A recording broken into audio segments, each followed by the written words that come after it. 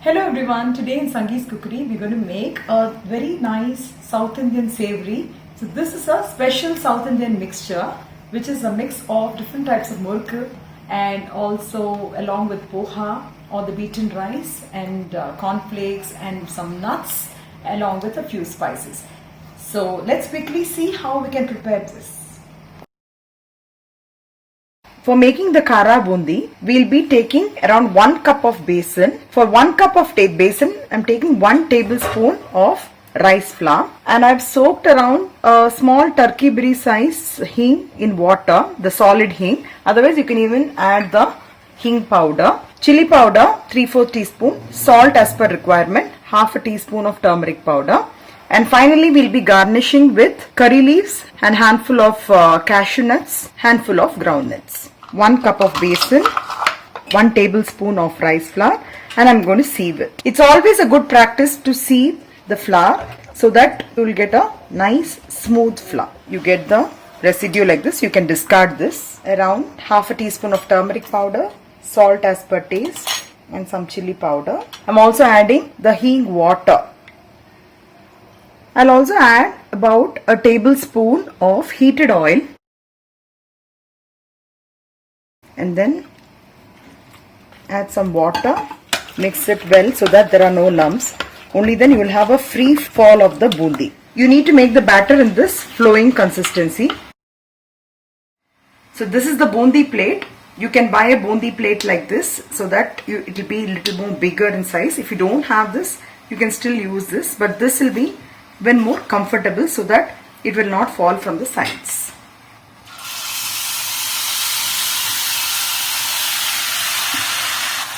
Like this. The remaining batter can be poured here. Leave it for about a minute or so. You'll get nice round bundis.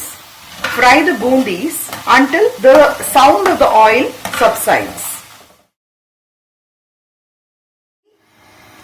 After every time you make the bundi, you need to wash this and clean it with a towel.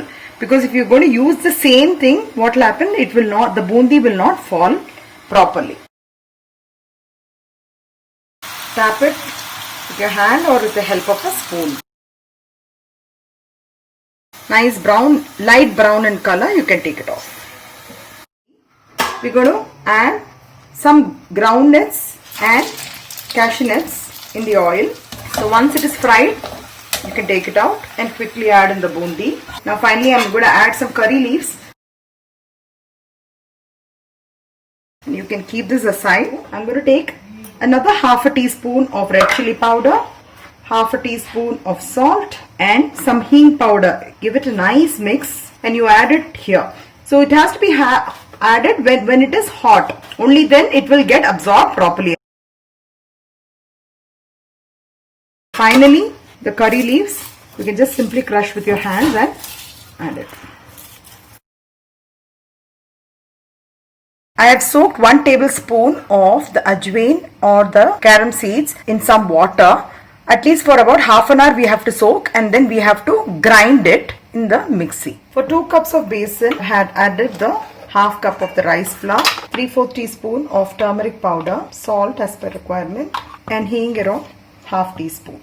Now I'm going to add the ajwain water. So I have ground it in the mixie and I have filtered it using a filter. For extra crispness, I'm just adding 2 teaspoons of heated oil. So this will be the consistency of the batter. Something a little looser than the chapati dough consistency. So I've just smeared a little bit of oil on the sides of the maker. The plate will be with small holes so that the batter will fall through the hole. That is the reason we are actually sieving the ajwain. Otherwise, it will get clogged onto the holes.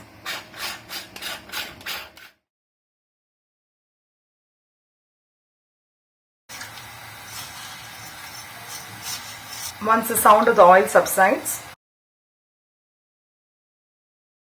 I'm transferring it in a sieve like this where you actually wash the vegetables and all, no? So that any excess oil, it will get dripped onto the vessel below. Finally, I'm going to add the curry leaves.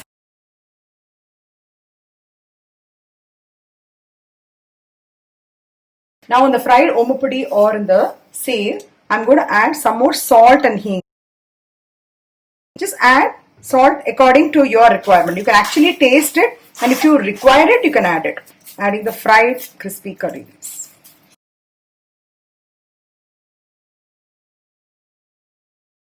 First, I'm going to take a cup of urad dal. I'm going to keep the flame in medium, and I'm going to fry this until it turns brown in color. I'll add it in the mixie jar. And I'll powder this. After powdering it, we'll have to pass it through a sieve so that you get a fine urad dal powder.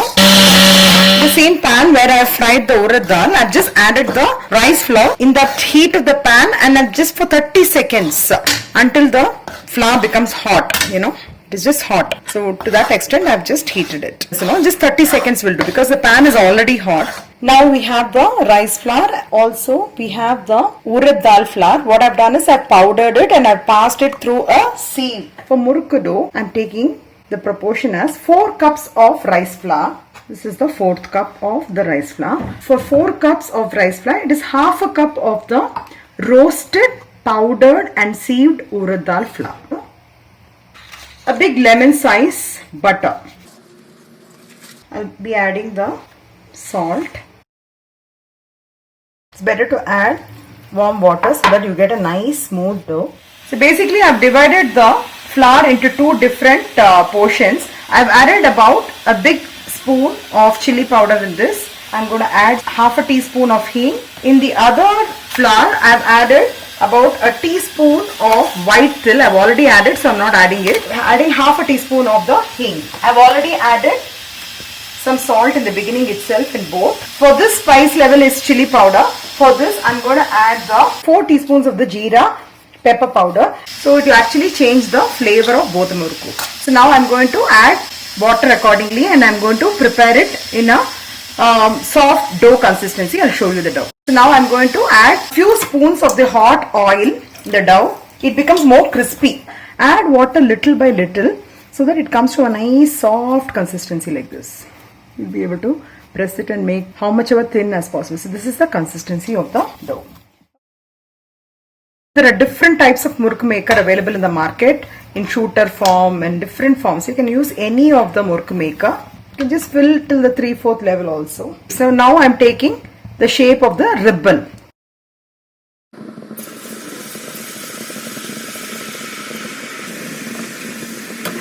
In mixture, I'm using this 4:1/2 proportion because we can't keep changing the dough for everything. So this is the easiest method which I have found, making one dough and just mixing different spices. Always make sure the oil is not kept in a very high flame. Trick is once you put the murukku, the sound should come, and after some time the sound should subside. So now you see the sound is completely subsided. So you know that the murukku is done. I'm taking another dough. When you're checking the taste, this is a simple tip which I'm giving especially for the beginners. It may look like a little more. That will be the correct consistency because once you put in the oil, the salt will come down drastically. I've also added a little bit of hot oil like how I added in the previous batter. Now I'm using a different plate.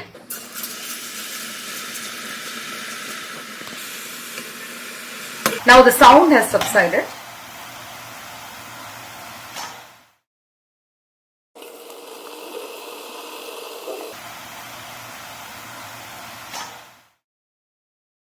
Now we are using the 3-star plate. In this dough what I did, I added a little more chili powder to the already existing pepper jeera powder dough. Basically we are trying to change the flavors of the dough.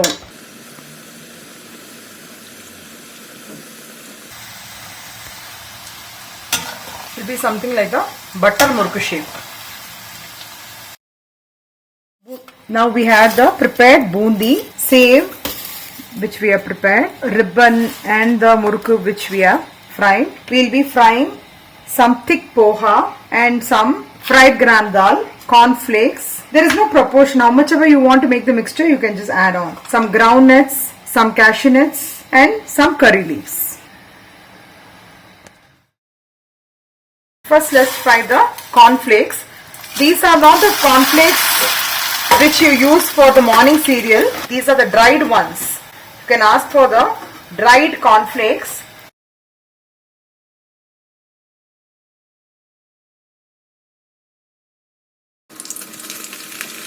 So I've also added the thick poha. You can add anything of your choice. Few people add even Rice Krispies. Adding poha gives you a very crunchy flavor. Now we are going to add some fried gram dal or the chutney dal. It has to be nice light brown in color.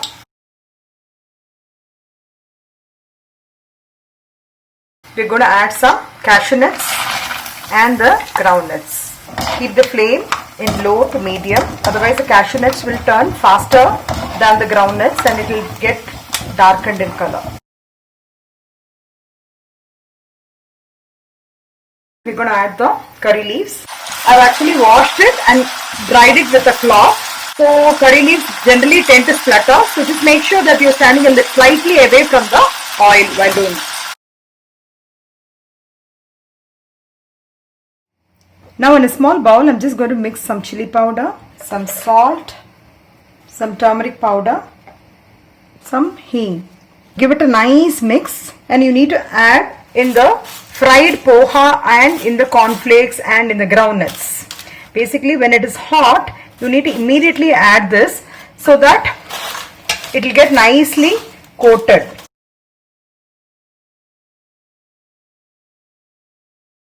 And we can add the crushed curry leaves. So this itself will be a quick mixture in case you want to make it. But today I have shown you the traditional South Indian mixture. So I'll be adding some amount of save and the ribbon pakoda and the mulla murukku and some amount of kara bundi. We'll also add a little bit of sugar because the sweetness will definitely balance the taste in the mixture, and give it a nice mix. All the masalas and the sugar, everything has to get blended. Adding some fried kismis. This will add some sweetness to the mixture. This is absolutely optional. So you will have the mixture which is actually having a sweet taste because of the kismis, and also a slight pinch of sugar we have added. So all these will give you a very good flavor. South Indian mixture is ready. In this particular recipe, I have taken 4:1, that is 4 cups of rice to half cup of urad dal flour, which is nothing but the 8:1 ratio, which most of the people follow for all kinds of snack preparation. But you can always alter this with my ribbon pakoda recipe, where I've used a proportion that also holds good for making different types of murukku. So, even though mixture is a little tedious when compared to other snacks, but once you make it, everybody will enjoy this, especially with curd rice or as an evening snack or during travel. So I hope you'll all enjoy this recipe, and if you like it, please do not forget to like, share and subscribe to my channel. Have a great day.